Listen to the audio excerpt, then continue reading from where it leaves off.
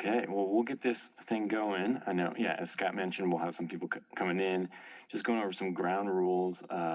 If you can, try to stay muted while we go, mainly for feedback, but also just so that the presenters can, stay focused on the material. If you have some clarifying questions, so our presenters will be going through about 15 or so, 20 slides. If you have some clarifying questions along the way, feel free to ask and kind of get that in the moment, but otherwise try to save your questions for the end. We'll take those in chat, which really helps me out from the note-taking perspective, or if you raise your hand, we'll call on you. You can kind of go through it and we'll get some questions and answers done at the end. And so with that, I want to hand it over to our project team. Samantha is kind of project leader here. She'll be doing a lot of the presenting. We got Lance, kind of the design leader, and Kevin, our traffic engineer, will be presenting as well. So just take it away, Sam. Thanks a lot, Andrew. And you can hear me okay? Yeah. And everyone can see my screen. First slide. All right, I'm going to go ahead and skip the project team slide here and jump to the agenda. So thank you so much, everyone, for joining us tonight.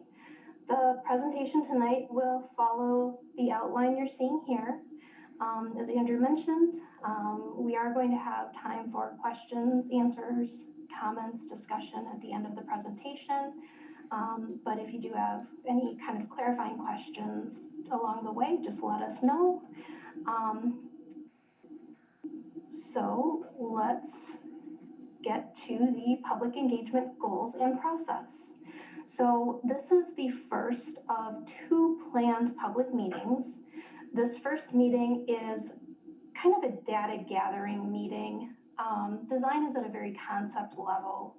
And the second meeting will be late this spring, and that's where we'll have more of a preliminary design put together for review and comment.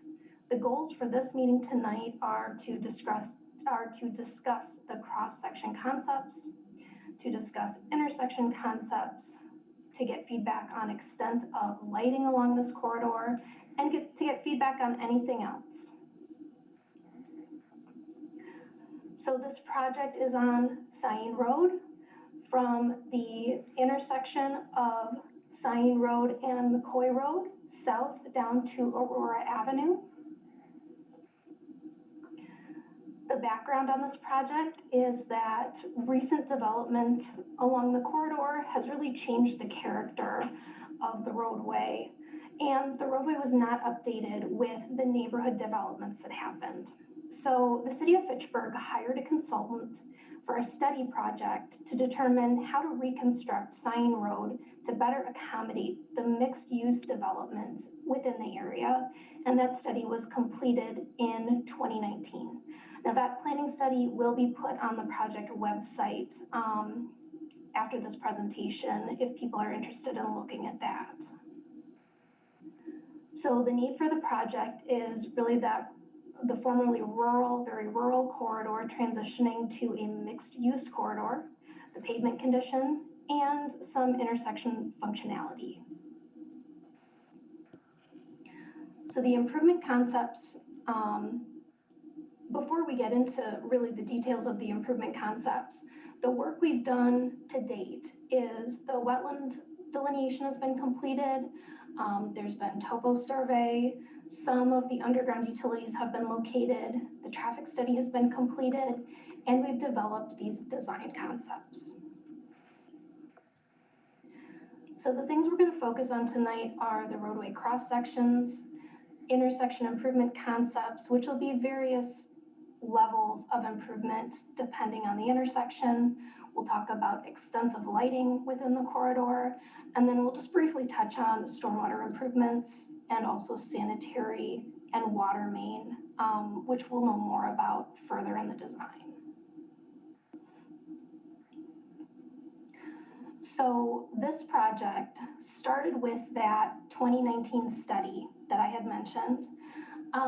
So that study had recommended 11-foot travel lanes. So that would be 1 lane in each direction, 6 feet on-street bike lanes delineated between a 4-foot bike lane with a 2-foot painted buffer, and also maintaining that shared use path on the west side. That 2019 study also suggested median through the length of the project and also sidewalk along the east side of the project. So what we're doing now is really taking a deeper dive into these recommendations and then how to look at this corridor and provide a really cohesive feel while also minimizing impacts. So what we're going to talk about is some adjustments. Rather than proposing median throughout the entire length of the project and sidewalk throughout the entire length, we'll be talking about that for some specific locations. And then we're also considering parking in one specific location. So this is the project concept overview that is available on the project website. This has our cross-section concepts for cross-section A and cross-section B. We also have a cross-section C, and there was just too much going on, so that ended up on a separate exhibit. But this is a good overview of the project to give you an idea of what we're looking at from, kind of start to finish for the project. Areas we're looking at adding sidewalk, and then really kind of the possible limits of any intersection improvements or side road improvements that might be made. So to dig into that a little bit deeper, we'll start with cross-section A. So this is the cross-section that we're looking at on the very south end of the project from Aurora to about midpoint between Lacey Road, which is here, and East Sherrill, which is here. And then we're also proposing the same cross-section north of West Clayton Road up through the intersection of Syene Road and McCoy Road. So what this cross-section looks like is maintaining or reconstructing or pavement replacement for the path along the west side of the road, and that's for the entire length. Providing 11-foot travel lanes, those 6-foot bike lanes, and then on the east side, we're looking at either a curb and gutter or possibly just a ditch section, because along the south side down here, this is where the railroad corridor is very close to the roadway. And then up along the north side, this is a parcel that's owned by Dane County and is left in a natural state.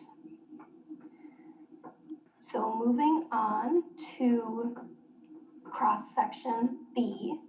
Now this is what we're potentially looking at for kind of starting at that halfway point between Lacey Road and East Sherrill. So starting about here, going all the way up to 9 Bark and Central Park Place.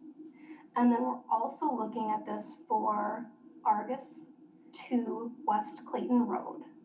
And what we're looking at in this area is still maintaining that path on the west side, and whether that is leaving the path as is, replacing the pavement, or replacing the path because of the roadway footprint. In any of those conditions, the path will remain. But we're also looking at including a median within this area. And this space will basically function as the turn lane space at the roadway locations. We're also looking at an addition of sidewalk along the east side in a couple of locations where there isn't sidewalk currently.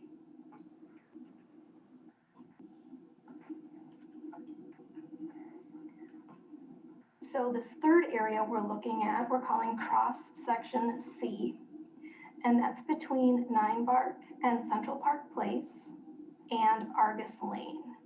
Now, this is really a very complex section, and we've received requests for on-street parking and space for delivery vehicles for the properties along the east side of the project. But there is a historic property along the west side here. So we do have a historian on the project team, and we will have to coordinate this project with the State Historic Preservation Office. But for this section, we're looking at possibly a narrower median, possibly a parking area right adjacent to a sidewalk, but ultimately looking to balance providing that sort of parking and delivery space on the east with minimizing any impacts to the west, at least along that kind of north half of the road right here. So that will be determined a little bit further, and we'll have a lot of coordination with the State Historic Preservation Office to see what can and cannot be done, at least in this kind of north half.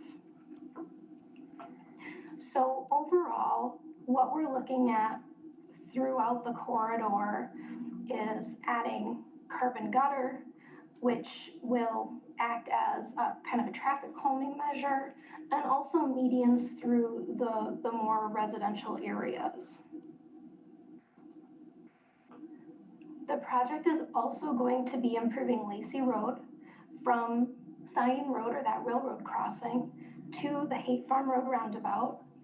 It'll include pavement replacement, curb and gutter, and a shared use path. And conceptually, it looks like that will be on the south side of the road. We'll also be improving intersecting roadways, only to the limits needed for the intersection improvements and for any sanitary sewer or water main connections or improvements that are needed. And there will also be an addition of sidewalk on the south side of East Sherrill Parkway, extending from Syene Road down to the railroad tracks. And I am going to turn it over to Kevin for the next slide. And I'm going to mute myself. Thanks, Sam. So my name's Kevin. I've been working on the traffic engineering side of things. And so, as Sam said, we're just looking at concepts right now. And so at multiple intersections along the corridor, we do have a few options.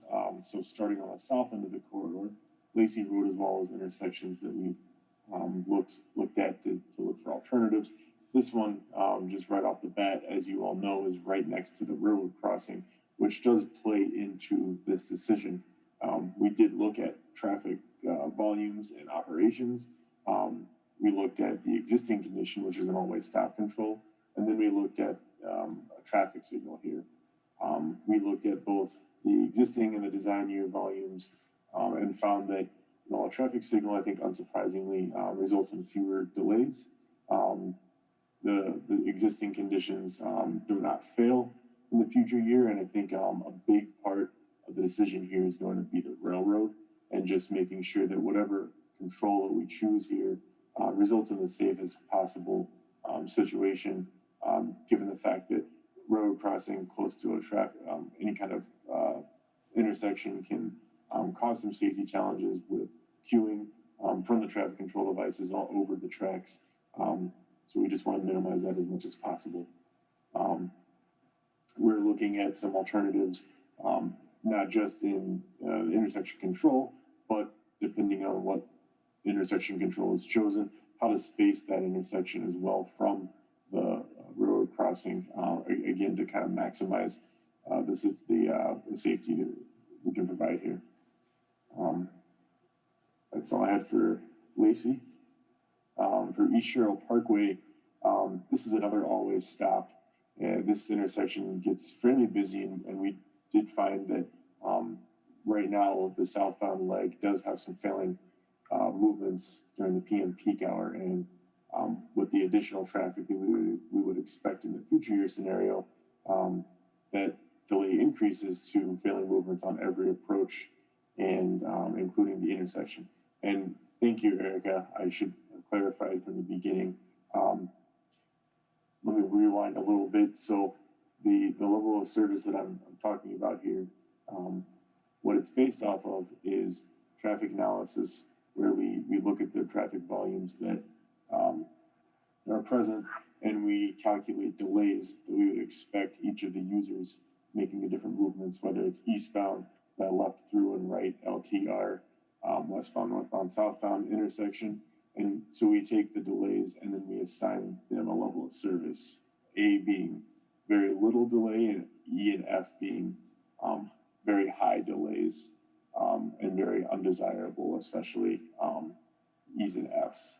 So this is a way for us to kind of take the numbers and give it a qualitative descriptor that I think is fairly plain spoken. So the East Sherrill Parkway, the existing conditions, we do have some level of service E, which again is kind of that, it's not the worst, it's less than a minute of delay on average, but obviously that's not great.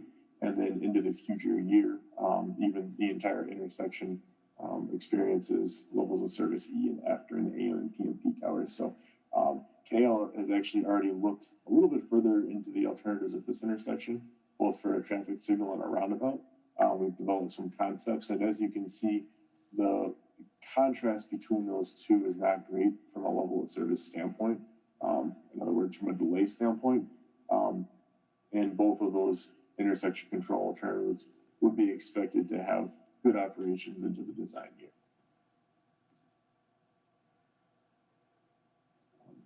This is a concept that we've developed for a traffic signal control. It takes it includes some on-street bike lanes for the southbound approach and the eastbound approach. And it includes some shared lanes in the northbound and the westbound approach. And the analysis that you saw on the previous slide is based off of this configuration. We also laid out a single lane roundabout at this location to show how that would fit. And you can see, the footprint of these two alternatives, they are different. And so they have some pros and cons for sure. One notable difference between a traffic signal and a roundabout is a roundabout allows the cyclist to transition into the stream of vehicular traffic and transit around the circulating circle with vehicles. And then the option is also provided for them to get off of the street and then use the shared use path to make the movement, whether it's to continue on the road that they're on or using the paths and the crossings that are provided to change direction of travel.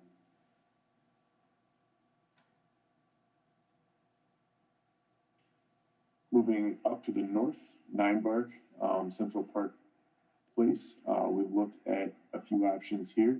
This concept that you see is something that KL Engineering laid out in the early proposal stages of this project. This is what you see here is a mini roundabout. This intersection we've looked at maintaining the existing conditions, the stop control, which is on the side street. And then we've also analyzed the results using this roundabout. The roundabout would have a traffic calming effect, which I think is something that would be seen as an advantage here, as opposed to allowing the main line to move through the intersection unimpeded northbound and southbound.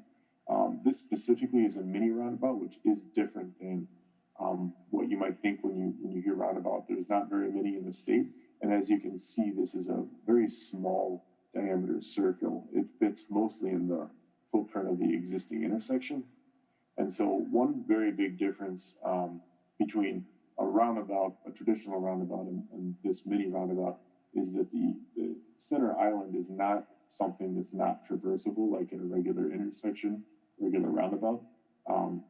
For large vehicles, kind of things like that, they are able to traverse over it. For instance, if a semi truck needed to turn left, not that there'd be very many reasons for that, but if a moving van or a large truck needed to make a left turn movement, they are able to traverse the median without any issues. So again, it acts like a roundabout, it calms traffic like a roundabout, but it doesn't have the larger real estate impact.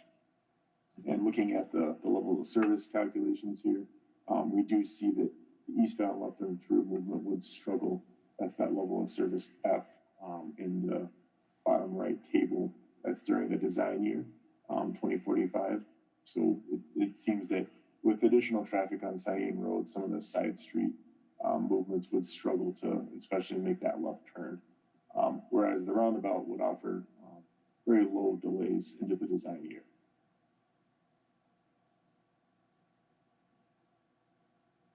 So finally, at McCoy Road is the last intersection that we looked at closely so far to perform this levels of service analysis. Existing conditions currently, we have some failing levels of service in the eastbound direction. Eastbound being the Syene Road leg that kind of tees into what is Syene Road to the south and McCoy to the north and east, if that wasn't clear. So we looked at a roundabout and we looked at a traffic signal. And so into the future year, the roundabout actually does have, it does struggle a little bit for the southbound approach. And that's because of the heavy left turn movement of northbound Syene traffic to Syene Road. So that as Syene Road kind of veers to the northeast, that left turn movement to go north, continue north. And that circulating volume within the roundabout creates issues with gaps for traffic coming down McCoy to continue on to go southbound on Syene. So that's kind of why it kind of sticks out here. You've got all this pretty good levels of service, and then the level of service E traffic signal that we looked at here would operate with low delay as well. So it was just the contrast here is a little bit more than most between a roundabout and a traffic signal. Some other attributes of this crossing, we do have the Capital City Trail just north of the intersection. And so whatever alternative that we select, we'll have to make sure that the interaction is between the intersection and the trail crossing continue to be or are made to be safer, or at least as safe as they are now. Kind of the situation of traffic exiting the intersection is going to be impacted by what intersection control is here, the speed that they exit with kind of what the driver's attention is on as they're exiting. So these are things that we'll continue to track.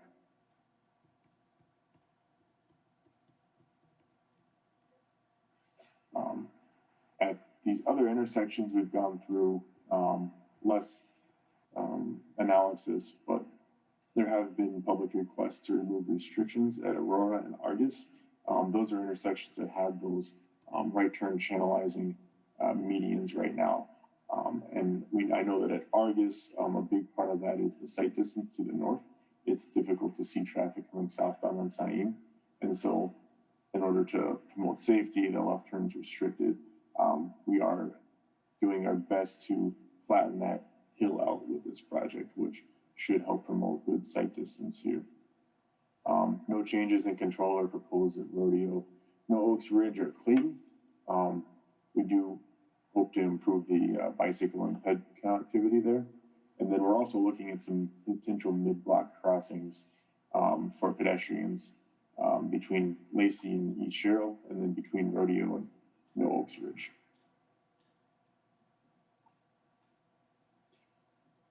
Some other things that we've looked at, and I'm also working on the lighting and any traffic signal design on this project. We're looking at some options for how to light the corridor.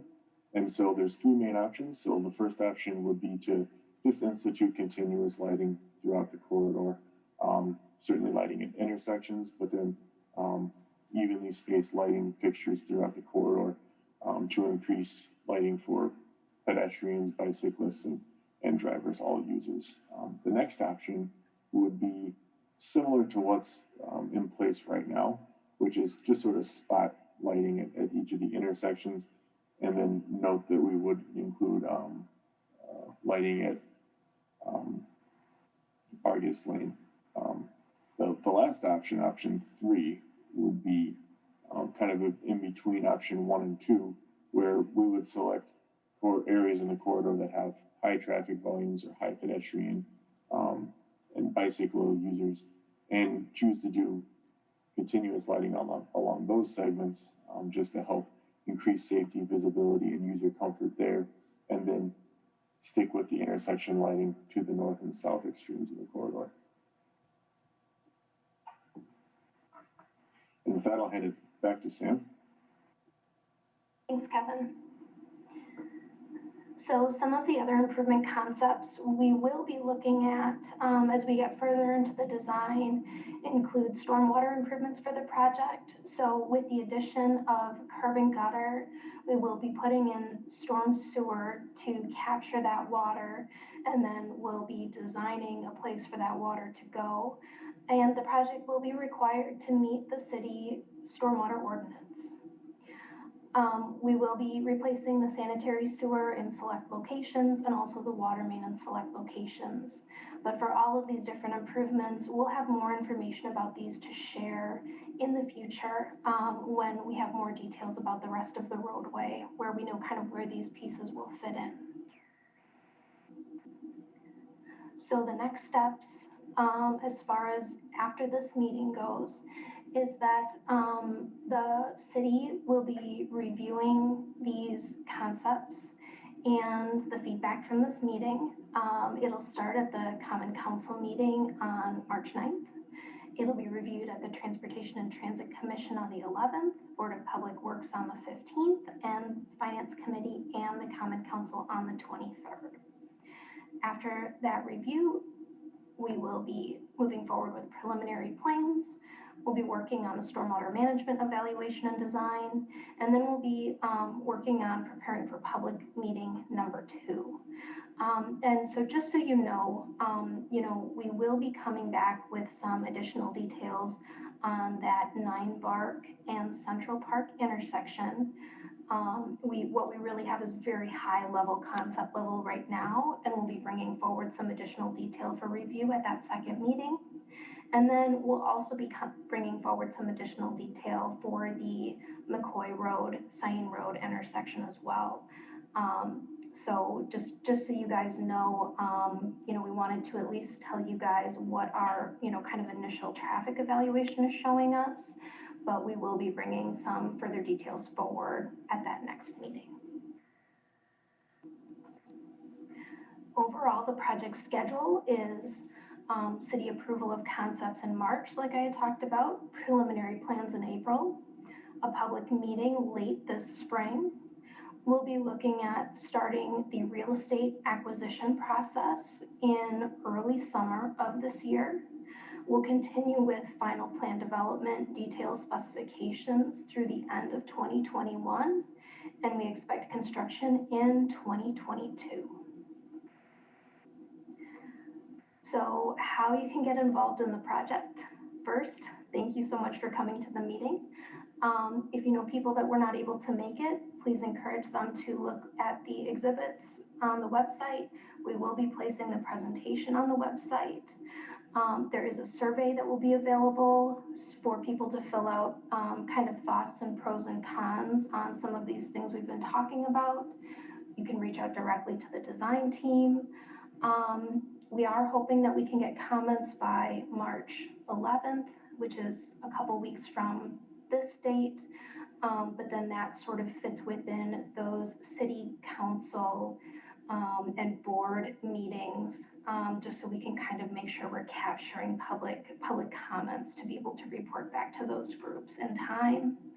And also sign up for Notify Me for this project. So our Andrew and my contact information is on the slide. Feel free to reach out with an email, phone call. We're happy to talk through any of these things with you.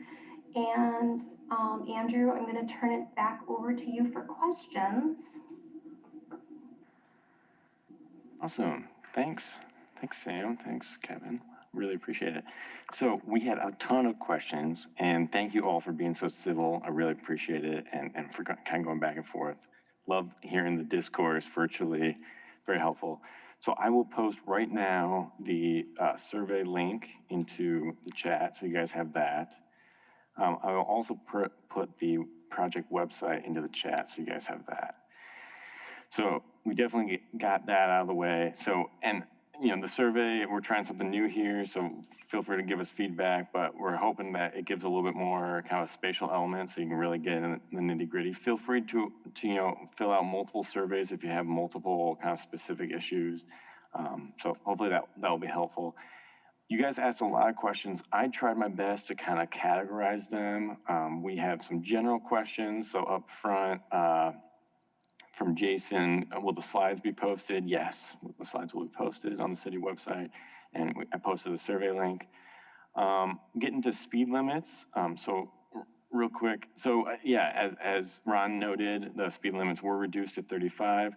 They will not be increased with this project. I cannot say that they'll be reduced, but that would make sense with kind of the constricting this roadway and making it an urban feel. Our hope is that we're reducing that observed speed through the corridor and therefore reducing the associated speed limit. So that's certainly our hope. I'm not going to pin down a specific speed limit, but certainly with some of our design criteria, we're trying to design for, lowering the hill and increasing sight distance so that things are safe. So that's definitely a priority for this project, to lower the speed limit in this, mixed use residential area. So, and then bike lanes and bike paths, it will take me probably all night to get through all of the comments. So there was great discussion there, and I really appreciate it.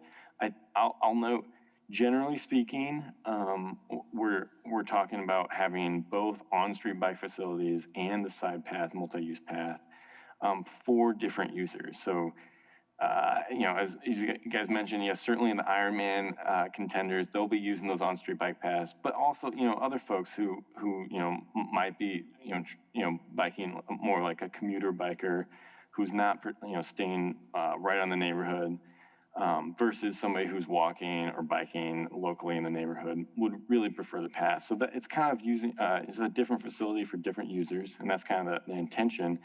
It certainly takes up more space, and there are issues with that, but I think generally that's kind of the rationale, and we can certainly talk through the safety elements. Most bicycle crashes happen at intersections, so it's really from a comfort and a user perspective that there's a differentiation. But we can certainly talk through that, and I'm happy to kind of have that offline to kind of get in the weeds a little bit more. Feel free to let us know on the survey or comments, call me, and we can talk through that a little bit more. And then I'll just kind of run through kind of initial answers, and then we'll kind of have a hand raise if you have additional questions. Feel free to throw them in the chat, and then start raising your hands, and we can get some conversation going, because nobody wants to listen to me all night. East Cheryl, it sounds like there's some discussion about the roundabout, and then I will get back to you about when Quick Trip's going in, unless you have a good idea of that. Yeah, the intent is that Quick Trip will be constructed during 2022 at the same time as this roadway project. So we'll be coordinating with them. So basically the roadway and Quick Trip will be completed at the same time. Thank you. Then roundabouts at 9 Bark, it sounds like there's some difference of opinion there. Just to clarify, the Greenway Cross is a mini roundabout, so it'd be very consistent to what that looks like up on Fish Hatchery Road. And then from a lighting perspective, that's certainly, the lighting pollution concern is certainly top of mind. And if that's a concern specifically for at the residential scale, feel free to let us know. From a pro and con perspective, really in the survey we're looking, and not necessarily for voting, but for kind of these nuances of what are the pros and cons that you guys see based on your local knowledge and kind of your concerns. So with that, I would say. Sorry. And maybe Kevin can jump in and talk a little bit about the kind of lighting that we use these days versus kind of that's a good over street lighting. Yeah. Absolutely, yeah. I mean, lighting pollution is a topic that, as a lighting engineer, we talk about quite a bit. So we would be putting in all LED lighting along this corridor with modern luminaires that have what's called a bug rating. And I'm sure some of you are familiar with this already, but basically it's a way to systematically describe the distribution of the light. And importantly, one of the important directions is up, of course, for light pollution. And so these luminaires are specifically designed to really limit the amount of light that escapes and sort of is wasted and leaves the light up, but then also behind the fixture towards whatever might be, in this case, or in some cases residences, it's definitely something that is very specifically incorporated into the design and the distribution of these modern LED luminaires.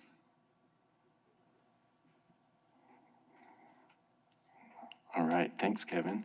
I did receive a flurry of new messages, so it's going to take me a while to get up to speed with them. But if you want to start raising your hand, and we can kind of get a little bit more verbal to mix it up a little bit more, feel free to kind of raise your hand either via the functionality of Zoom or just through your screen. And it looks like Steve, you get the first dibs. If you want to unmute and. Scott was ahead of me, but I'll go because he's going to still get a chance. I have long preferred the reconfiguration of the McCoy, Syene, South Syene intersection into a T intersection. That was designed back when it was thought that there would be a 4-lane highway connecting to McKee Road through the E-way. It's hard to imagine us thinking about that now, but that highway is oversized. And one of the reasons that Sherry Maples died and that cars cross the Cap City Trail so quickly is because of that high design speed for that right turn from McCoy onto Syene. So if there were a T intersection there with a signal, you would have direct north-south access. That would address the chat item that I saw on commuting that way. But that's going to be and is an important corridor for fire response. And the fire department could control that signal and get a straight shot to address response to the Fish Hatchery Road area over Post Road. So I'd really we have the room there. I really think that that should be considered as an alternative, the T intersection where McCoy T's onto North and South Syene, and it's a straight shot across the front of Gervasi Marine. Awesome, thanks, Steve.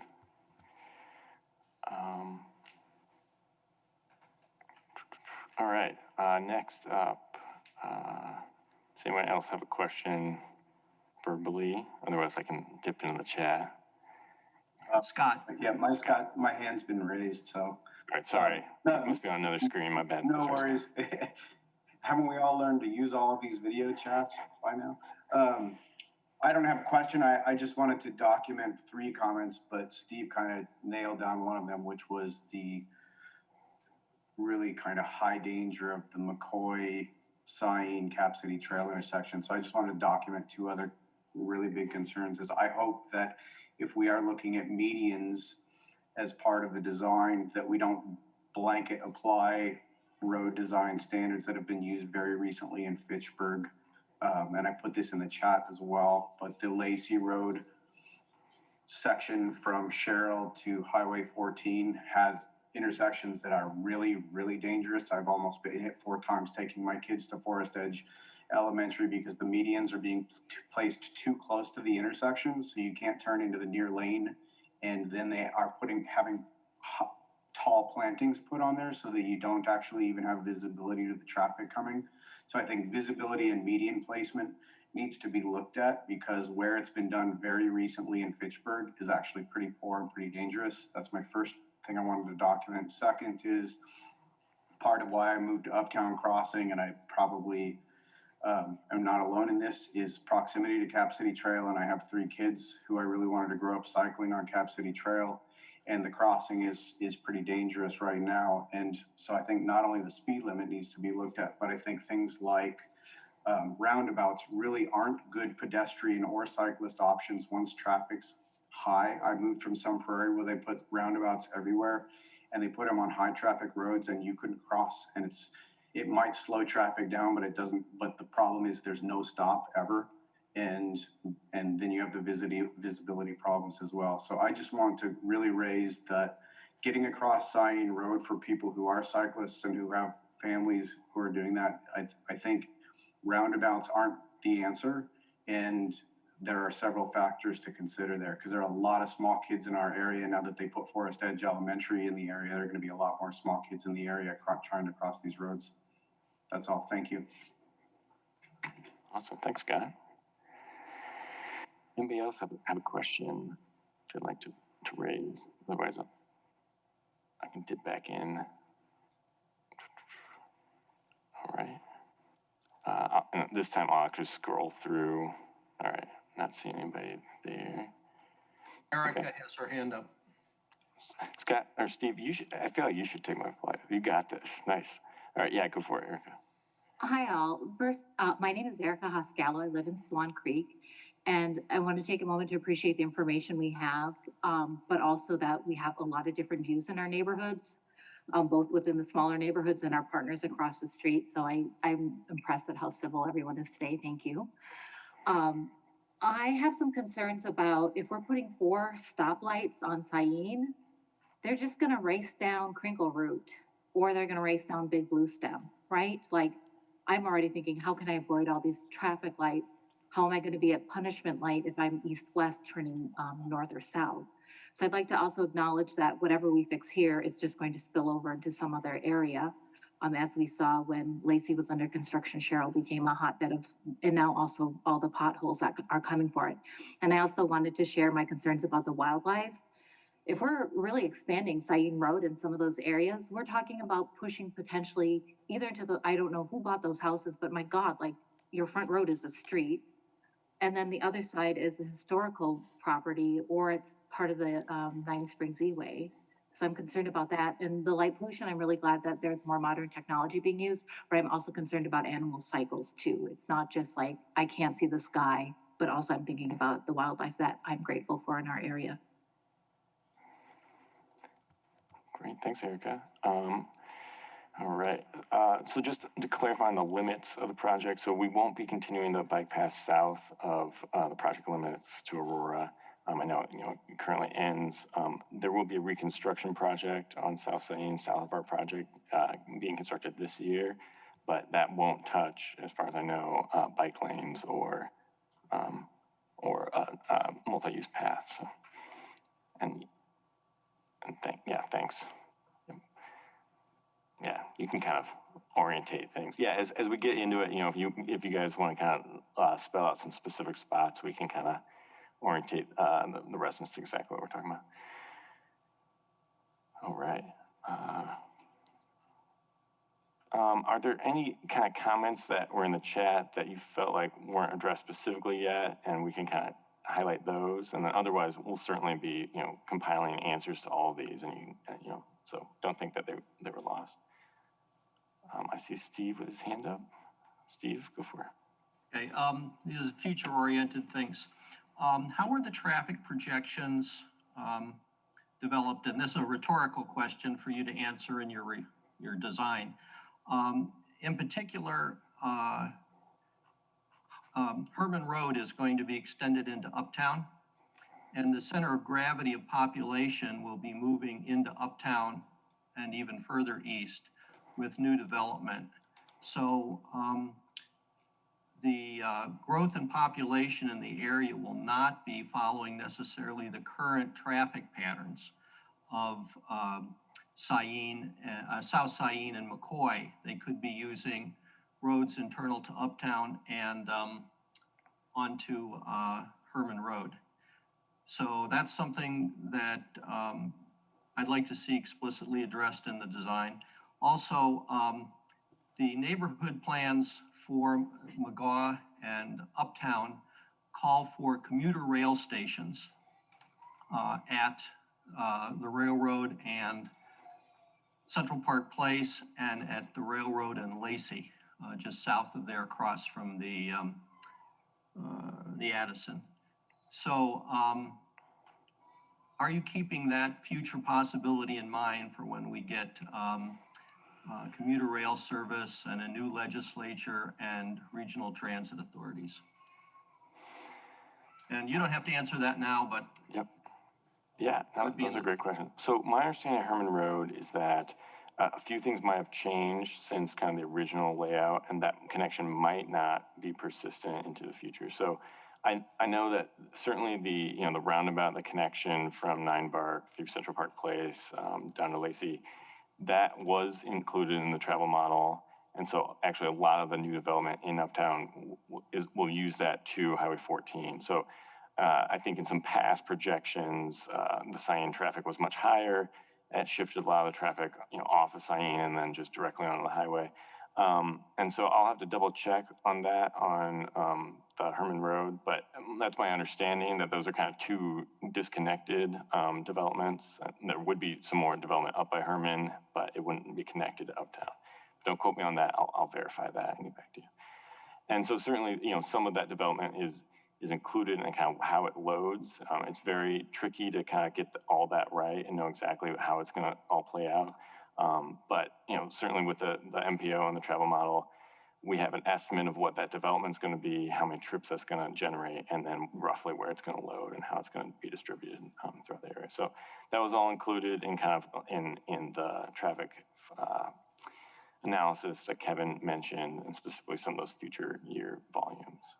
So hopefully that helps. And then on the railroad side, we are in discussion with the railroad and railroad provider, specifically for Lacey and Syene, and trying to understand a little bit of what the potential for that commuter rail would be long term. It's not on the near horizon, but potentially that could be a long term, and we're thinking about that as we're building this. So, yep, that's a very good point. Of course, we'd love to see that. That'd be awesome. Just, a great feature for the neighborhood. But we will be compiling answers and putting that on the website as well, in kind of a note section similar to McCoy that we have up there now. Joe, it looks like you have a question. Yeah, thank you. I appreciate this opportunity. It's great to see all the work that's been done. I have a couple of questions. One, there was mention of a quick trip. Where is that landing? Yeah, and Sam, yep, thank you. There you go. If you see on the screen, so at the southeast corner of East Sherrill Parkway and Syene Okay. Road. All right, good, thank you. And speaking of natural resources or wildlife and that kind of thing, I don't know if folks know it or not, but north of Clayton Road and east of Syene, there are either one or two springs that come out of the hillside. And I'm wondering what impact or what mitigation could be made to ensure the protection of those springs, as we have more paved road, potentially more runoff, that kind of thing. Yeah, that's a great point. And sorry, is that on the north side? Is that? Yeah, the north side of Clayton Road. So Yeah. if you walk about 50 feet beyond Clayton Road directly from the fire station, you'll see the springs right there. Gotcha. Yeah, so that's definitely a consideration. And as Sam mentioned, we're trying to keep that cross section tight up there on that northern section, so we're not expanding unnecessarily. We don't have a lot of left turns through there, and so there's not as much benefit from a median protection or crossing. So hopefully by keeping that tight, we can minimize construction impacts up there. Okay. I have one more thing, and then I'll shut up for good. So the idea of a roundabout at Nine Bark and Syene Road, I'd be fine with a roundabout, but my area of concern is the proximity of the walking path, bike path to Syene currently. There's just not a whole lot of room there, and if traffic is not stopping, my concern is that somebody's going to get hit there. Often, particularly in summer or late summer, fall and winter, there's some fairly tall vegetation there as well, which tends to limit, it's landscaping type stuff, but tends to limit visibility as well. Yeah, so I don't know if it's possible to move that bike path a little bit further west, even another 10 feet would help some, I think. Yeah, and I think with the idea of the mini roundabout would be that it's landing in the intersection, much to what a sidewalk would where that would be typically. And because it's kind of a smaller, compact, we're trying to slow speeds down for those turning vehicles. So, that's definitely a great point, though, and I think that's an issue that we're dealing with in a couple different places around the city of how do we, what sort of crossing treatments do we have adjacent to intersections, specifically roundabouts, and that's definitely going to be a consideration. Thank you very much. Yeah. Awesome. Andrew? Yeah. I'm sorry, I'm trying to scroll through the chats really quickly here. And I noticed that there was a question that was posted and then reposted. Yep. Someone was asking about the grading scales for the East Sherrill and Syene Road roundabout versus traffic signals factoring into the Quick Trip construction. And I just thought maybe we could just touch on that real quick. And let people know that we are working with the Quick Trip designers on laying out not only kind of the right-of-way needs for either a roundabout or a traffic signal option, but as we get further into the design, we'll be coordinating with kind of those grading limits. They're actually a little bit further ahead of us, but we are working with that team to make sure that all of those pieces are meshing together. Thanks. With regard to the Quick Trip, in general, convenience stores hate roundabouts because the traffic doesn't stop there and people don't look down at their gas gauge and so on. This was one of the reasons that there was a hearing in the assembly about roundabouts a couple of years back.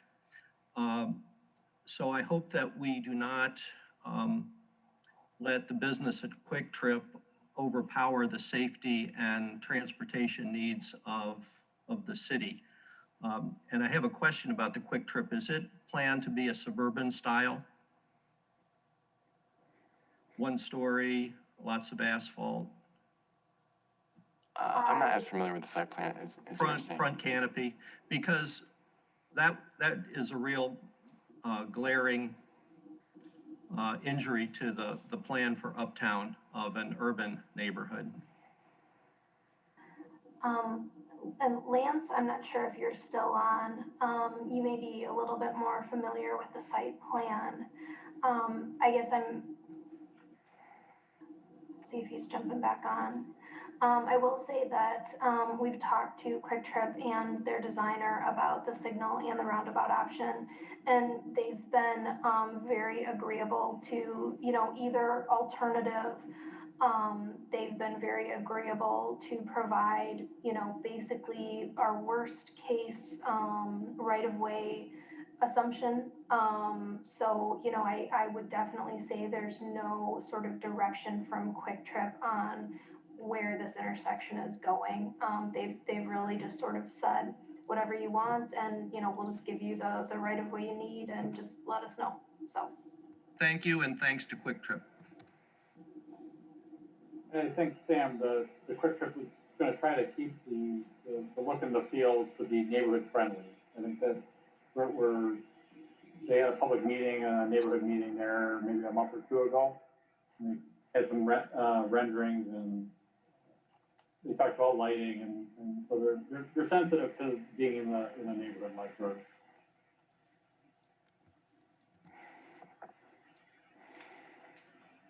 All right. Thanks, guys. We did have a question about green space near the Vernian neighborhood. I don't believe that that's part of this project, but certainly something I can kind of check around and get back to you on. Sorry. Sarah, if we're not answering a question, feel free, if you want to get on verbally and kind of walk through. I think you're talking a little bit about the survey and grading, and so we did, give Quick Trip kind of what the full right of way would be, and they're dedicating that.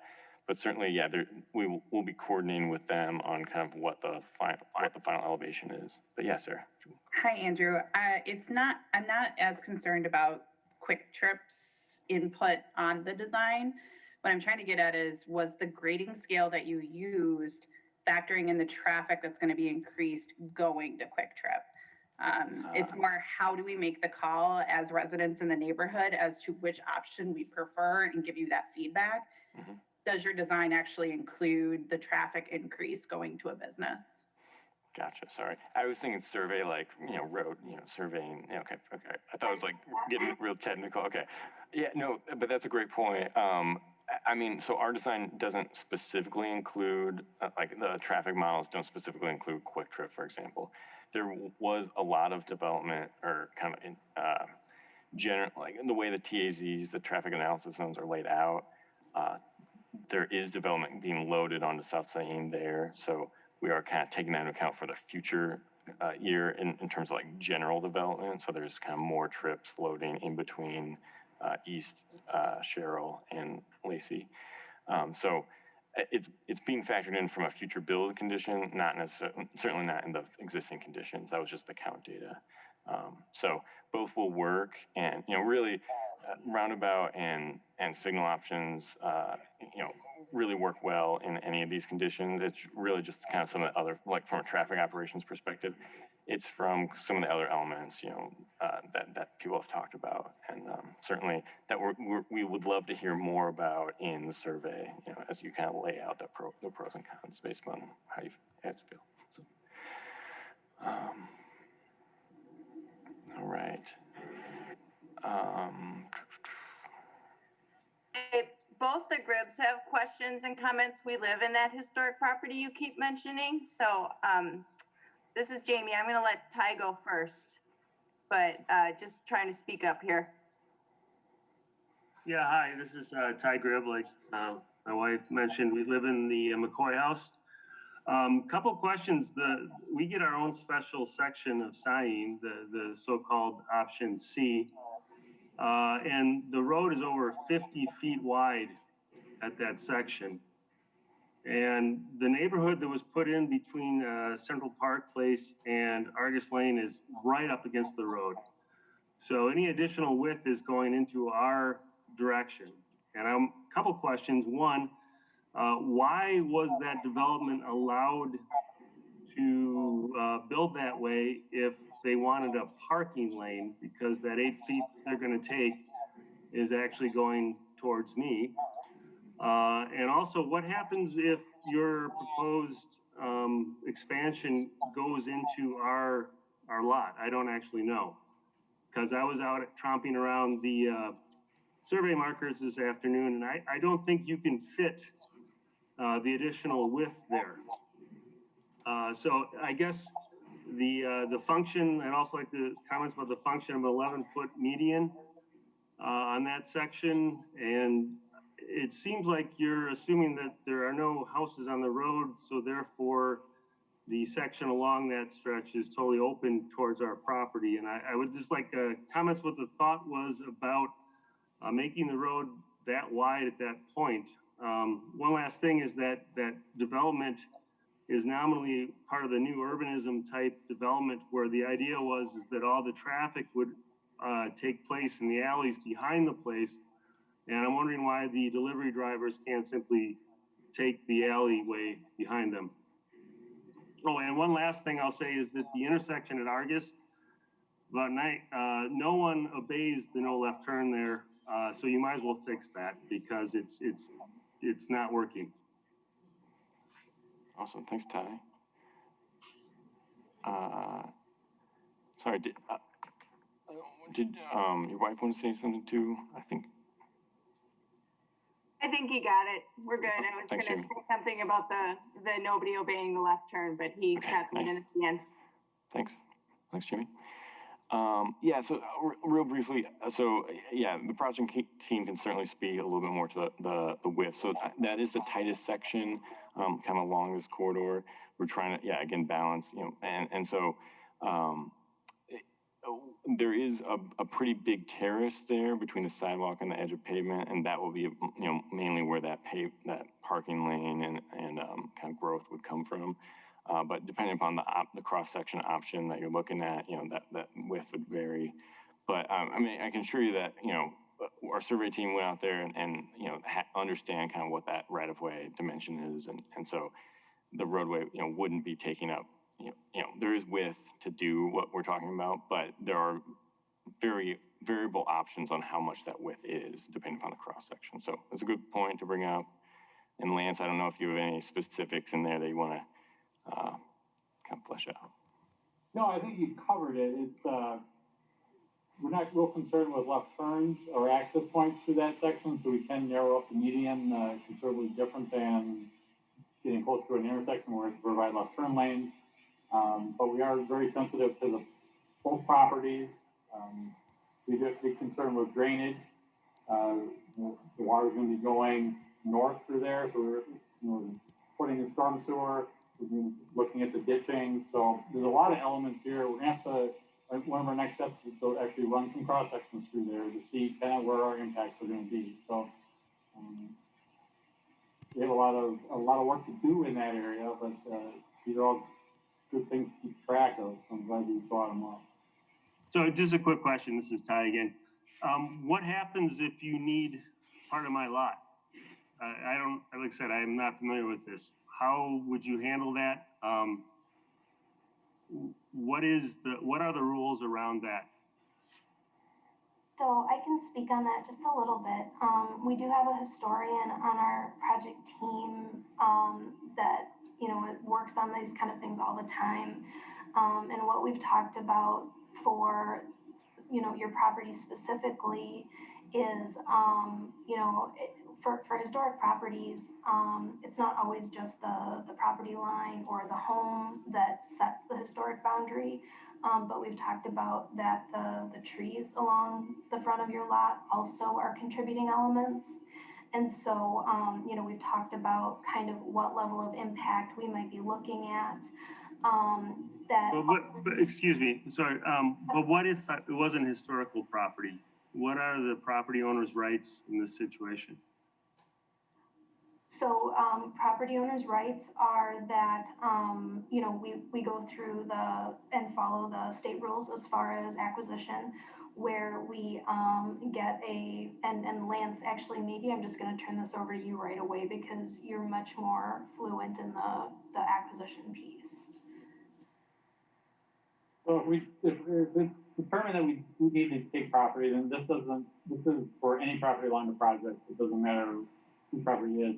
We have to go through a process to put a value to that land, it's fair market value, and depending on how much the land is worth, we may have to do an appraisal.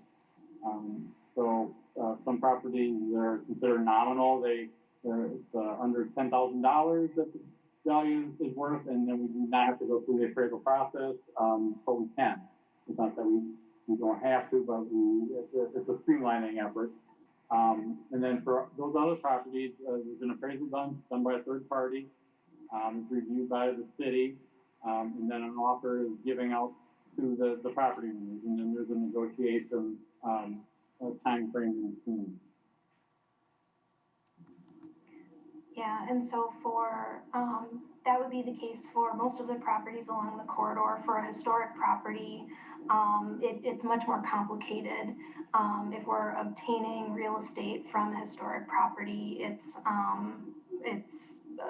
kind of a different ballgame as far as having the State Historic Preservation Office involved, having the property owners involved. It's just it's just a little bit different.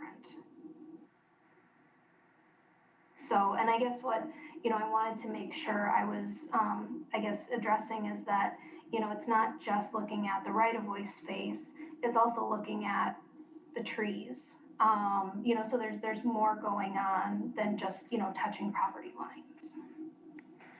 So hopefully that clarifies the tie. Yeah, great, thank you. Yeah, it's a great question. I think we had two hands up that I missed, and so I'm sorry. Dorothy, were you one of them? If you want to unmute, go for it. Yeah, I just wanted to be sure to note that there's utility lines in front of that row of houses as well. That's going to be a major complicating factor to deal with. In addition, if you're reducing the size of terraces and things, you're going to have snow storage issues in the winter. And that's all going to really complicate things for you. Yeah, That's a great point. Thanks, Dorothy. Steve. That reminds me, are there utilities along here, overhead utilities, and will they be underground when the project's done? Sam, do you want to take that one? Sure. So generally, the utilities can move or underground. It's kind of their option. What we can do is say, you know, you're in the roadway right of way. We are doing this roadway improvement and we need you to move. Sometimes that move means undergrounding. Sometimes that just means shifting their poles. We are very conceptually talking to MG&E about undergrounding some of the overhead kind of in this area. And in particular, it's sort of associated with the concepts of shifting this intersection to make the railroad crossing safer. But I don't know if that will move forward or not. Just to follow up, when they did Fish Hatchery Road, MG&E had a new substation put in, and likewise, they have a new, relatively new, 10 years old substation off of South Syene Road at the north end. They were able, during the reconstruction of Fish Hatchery Road, to put a lot more distribution underground by installing conduit, like 18-way conduit that would hold all those distribution lines from the substation to the developing neighborhoods. So it would seem to be to their advantage to unless they're not doing distribution, but I think they are, from that substation into Swan Creek and uptown. All right. Yeah, thanks, Steve. Oops. All right. Any hands raised? We'll get some questions answered verbally. Otherwise, I can go back to the chat. Andrew, we have a question coming in from the chamber. Thanks. Sir, can you come to the center chair over here?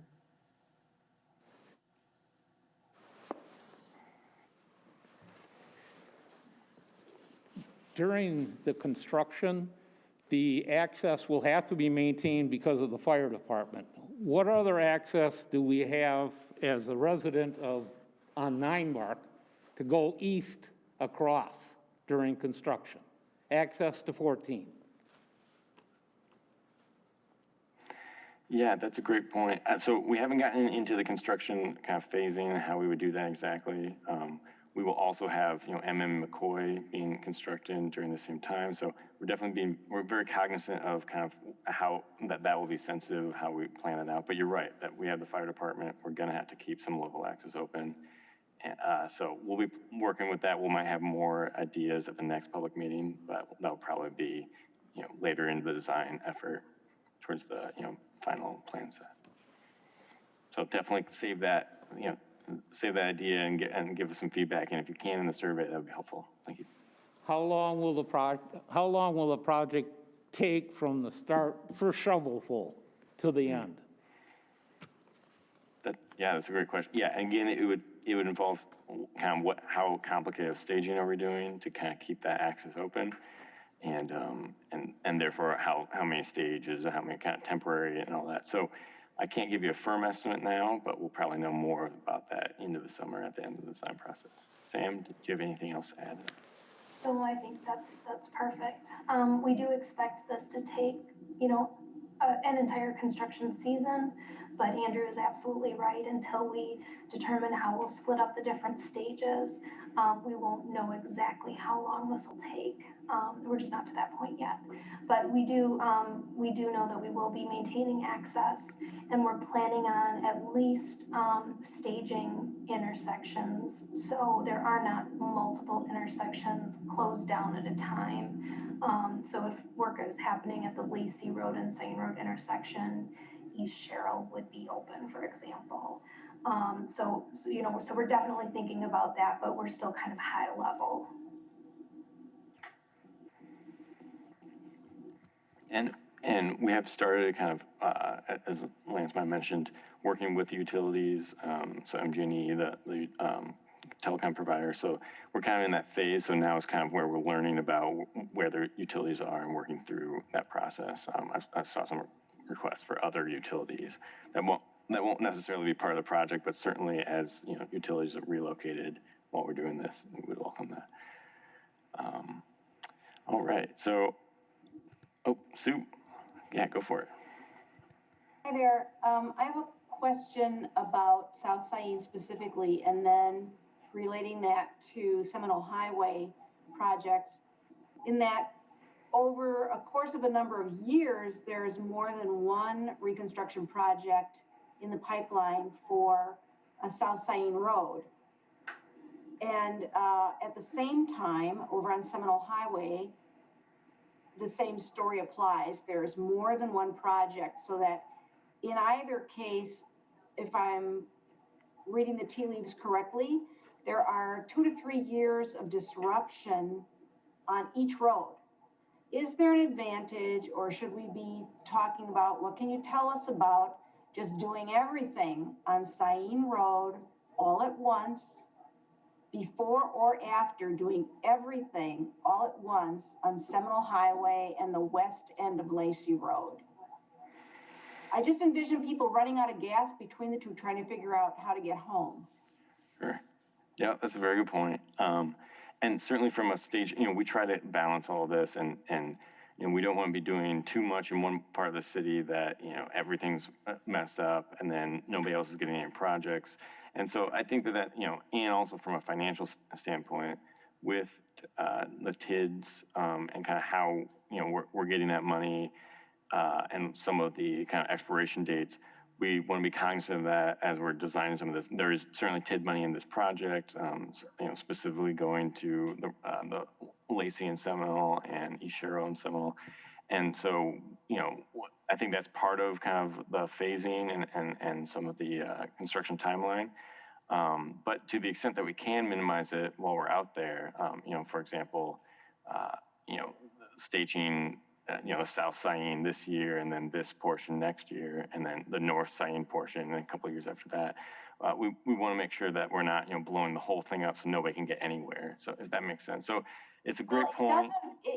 I'll just say that if you live on either end of it, it doesn't make sense, because if you live there, you're stuck with 3 years of it, right, regardless.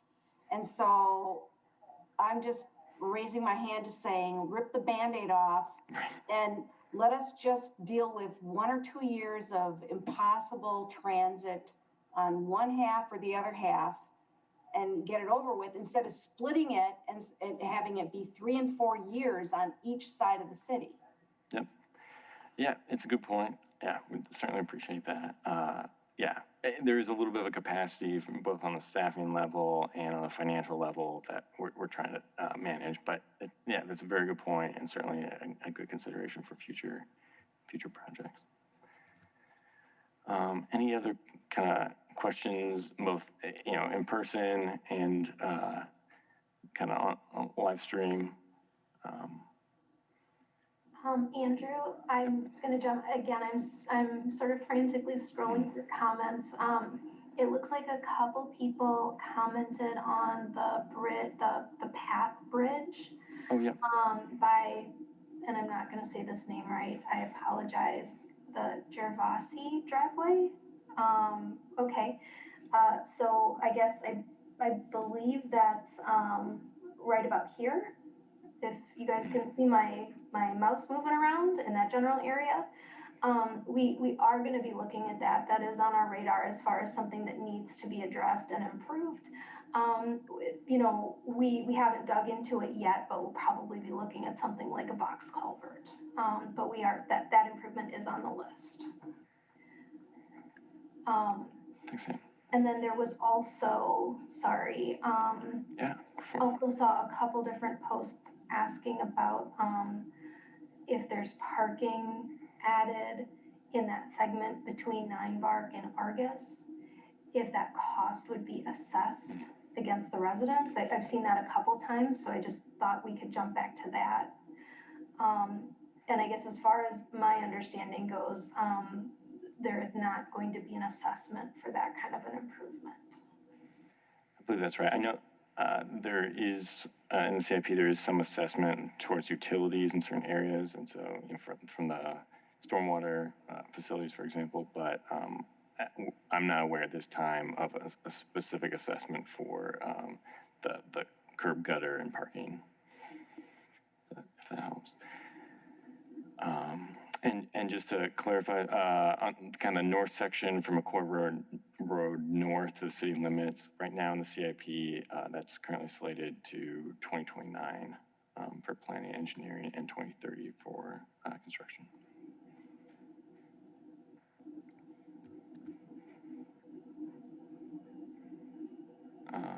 Awesome. Any other questions? Please raise your hand or unmute, and we can get these last few in here. I know we have a lot, and so again, rest assured we'll be combing through, making sure I answered them, or get you a better answer if I didn't answer it well. Andrew, we have another question in the chamber. Awesome. Go? Okay. I have a page full of comments that I was going to make here. I am Patrick Cheney, the president of the East Fitchburg Neighborhood Association, which includes this area. The only 3 house residences along in this section with driveways that come out to Syene are members.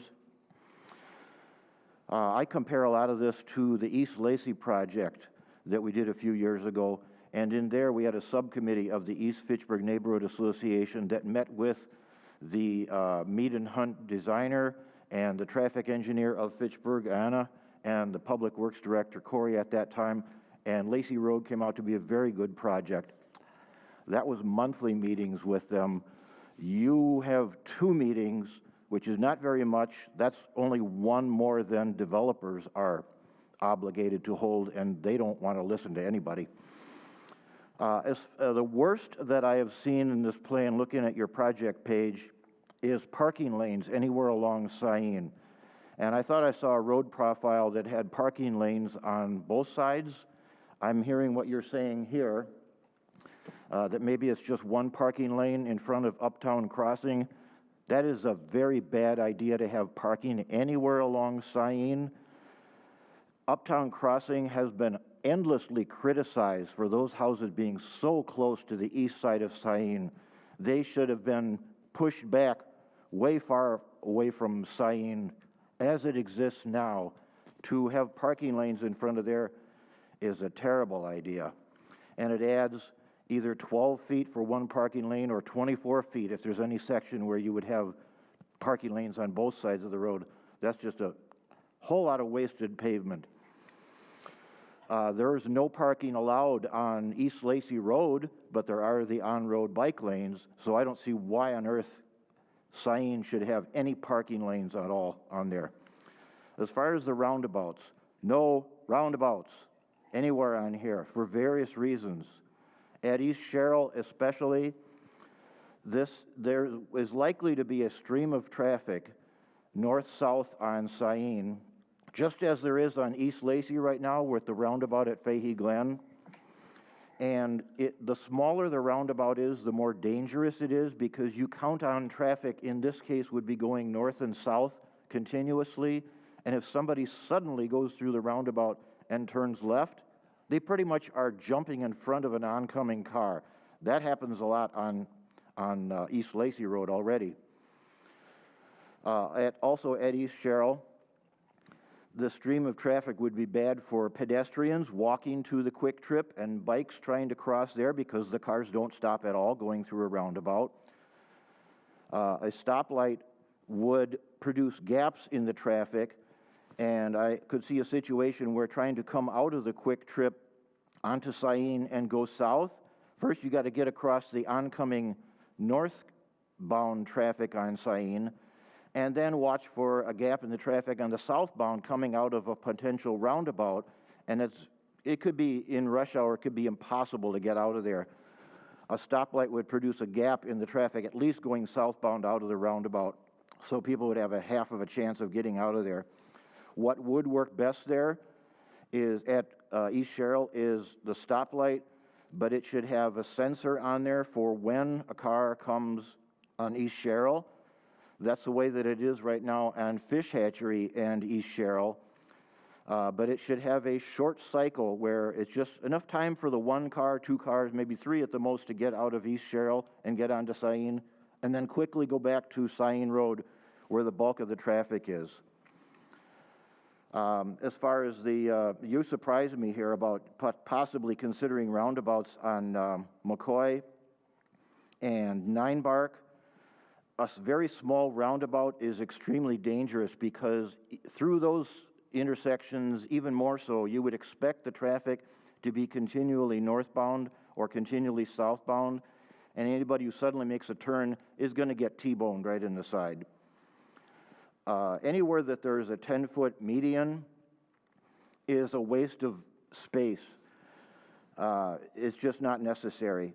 A comment on the sidewalk that you're putting on the east side of Syene. Yeah, I figure you'd put a sidewalk there. But just realize that there's already 2 places in this area where the city realized after the fact, after it was built out, that the sidewalk in 2 places along that section of Syene is behind the houses.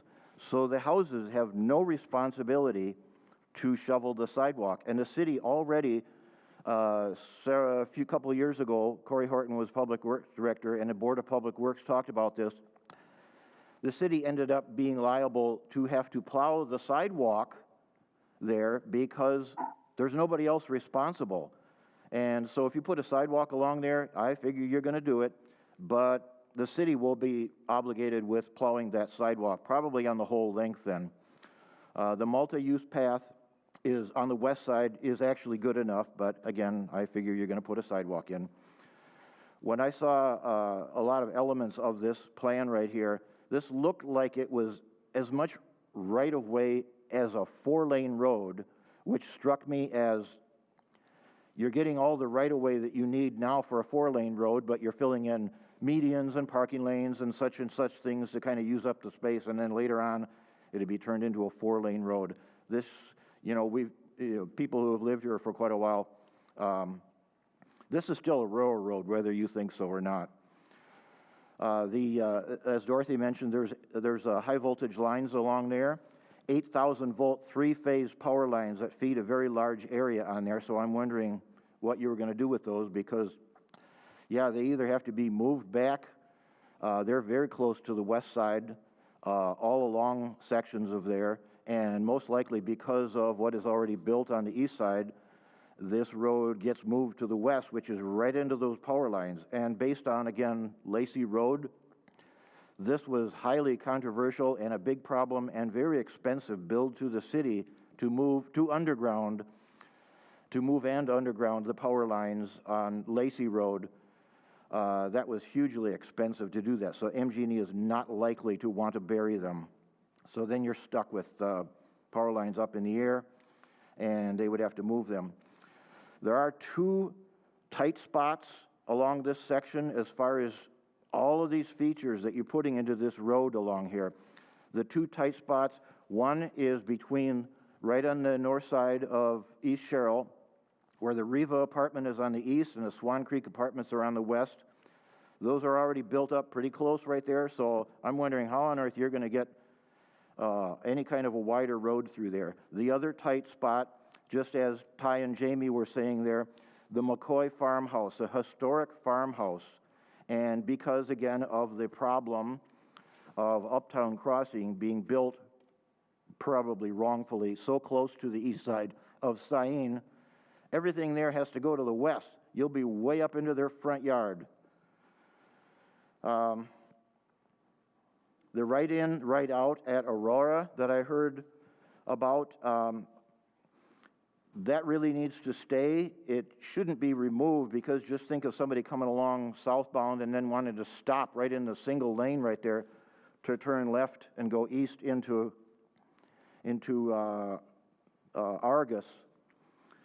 And that shouldn't happen. That should be kept as a right in, right out. Also, the right in, right out at Aurora, south of Lacey, that was a condition of development. So yeah, they go the wrong way in and out of that too, but it should be enforced. Don't break the agreement. Let's see. I think that's it. Great. Thanks, Patrick. Appreciate that. Any other comments? And feel free to know, if you don't get them in here, either verbally or in the chat, don't be alarmed. I mean, specifically what I would love to get, and this is from comments after the meeting and from and specifically from the survey, is again some specific detail about each of these alternatives and about the pros and cons. Again, we're not voting necessarily, and everybody's ideas are valid. We all come from a kind of different perspective, so that sort of kind of lets us elaborate on all the details and kind of gives us a better understanding of how you guys will use this corridor. So definitely appreciate that. And we will be working with the fire department on kind of what their preference would be in terms of intersection control and corridor cross sections as well, because they're a major stakeholder on this corridor as well. With that, if anybody wants to kind of get, I think we have, maybe 15 more minutes or so if we want to keep the conversation going. If anybody wants to raise their hand, otherwise feel free to put it in the chat, or as I mentioned, put in some of the other means.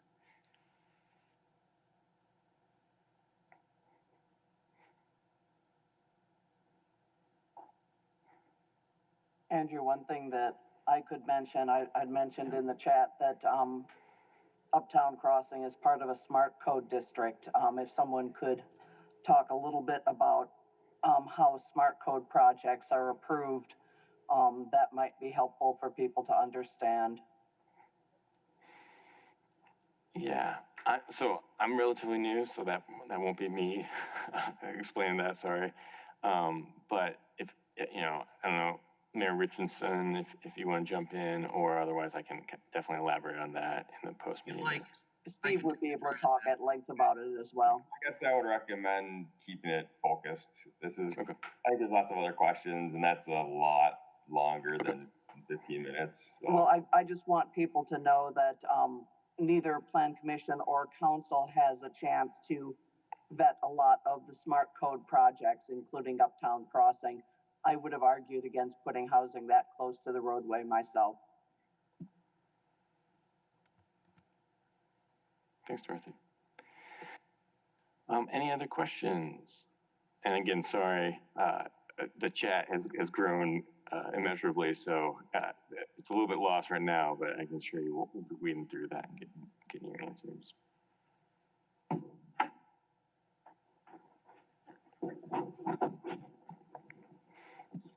All right. Well, it seems like things are winding down again. If I don't want to cut anybody off if they have something crucial, but so kind of give one last chance. Okay. Awesome. Well, with that, I really like to thank everybody for coming and giving us a lot of great information to chew on. So the conversation doesn't stop now. Please take time to fill out, again, emails work great. My contact information is on the presentation. Sam's it's on the website, but also that survey. That way we can just kind of pack it all in a consistent format. We'll be talking to the committees and commissions in the next couple of weeks, and ultimately kind of working towards, council approval on a good cross section across, the multiple sections in this corridor. So that will kind of be the next steps, and we'll definitely be kind of sharing all the feedback we get from you guys.